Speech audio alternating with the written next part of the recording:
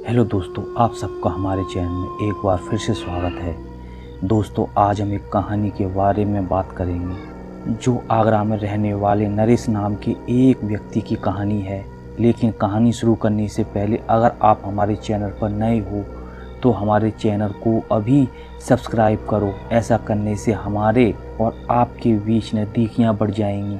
दोस्तों, वैसे तो आपने बहुत सारी डरावनी कहानियाँ सुनी होंगी, लेकिन मैं दावा करता हूं कि आज की हमारी कहानी को सुनकर आपको सच में डर का एहसास होने वाला है। बस मेरी आपसे प्रार्थना है कि मेरी कहानी को आप पूरा सुनेंगे तो आपको सच में बहुत मज़ा आने वाला है। तो दोस्तों, अब ज़्यादा टाइम ख़राब ना करते हुए जल्दी से अपनी कहानी की शुरुआत करते हैं। दोस्तों, नरेश एक रेलवे स्टेशन पर खड़ा था। वो डरती हुई आवाज़ में पूछता है, ये कौन सी ट्रेन है? इतनी धुंध क्यों है? ये तो मैंने नहीं पकड़ी थी। नरेश ने चारों ओर देखा। ट्रेन का हर डिब्बा खाली था। खिड़कियों से स्याह अंधेरा झांक रहा था। सीटें धूल से भरी हुई थीं और छत से पुराने जाले लटक रहे थे। नरेश डरते हुए ट्रेन के अंदर आवाज़ लगाता है, कोई है यहाँ?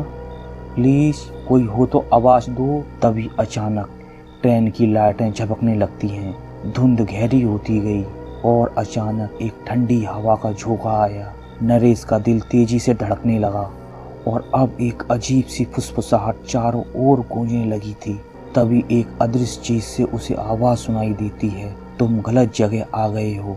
इस अनजान आवाज को सुनकर नरेश बहुत ही डर जाता है। वो कहता है, कौन है? कौन बोल रहा है? तभी सामने की सीट पर एक परछाई प्रकट हो जाती है।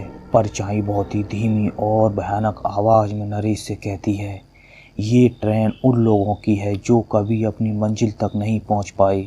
नरेश उस परछाई को देखकर बहुत ही डर जाता है और चीखते हुए कहता है, नहीं, मुझे जाने दो। नरेश के ऐसा कहते ही ट्रेन की रफ्तार अचानक बढ़ जाती है और खिड़कियों से अजीब डरावने चेहरे झांकने लगते हैं।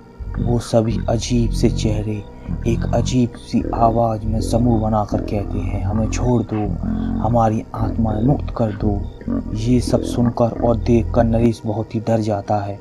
अब उसकी समझ में कुछ नहीं आ रहा था कि ये सब सपना है या फिर ये हकीकत। अचानक ट्रेन एक अंधेरी सुरंग में प्रवेश करती है और हर जगह सन्नाटा छा जाता है।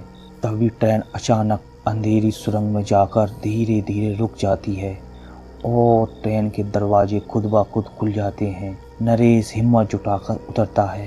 प्लेटफॉर्म पूरी तरीके से सुनसान पड़ा हुआ था। वहाँ किसी इंसान का नामो निशान नहीं था। एक टूटी हुई घड़ी रात के 3 बजे का समय दिखा रही थी।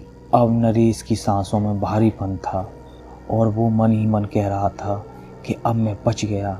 लेकिन ये सब मेरे साथ क्या हो रहा था? तभी उसे अचानक से पीछे से एक ट्रेन की सीटी फिर से सुनाई देती है। नरेश पीछे मुड़कर देखता है, लेकिन ट्रेन अब भी वहीं है।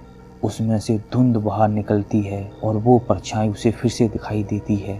परछाई शांत थी लेकिन भयानक आवाज़ में उसे बोल रही थी, तुम बच नहीं सकते, ये सफ़र कभी ख़त्म नहीं होता। नरेश की चीखें गूंजती हैं और धुंध उसे चारों ओर से घेर लेती है।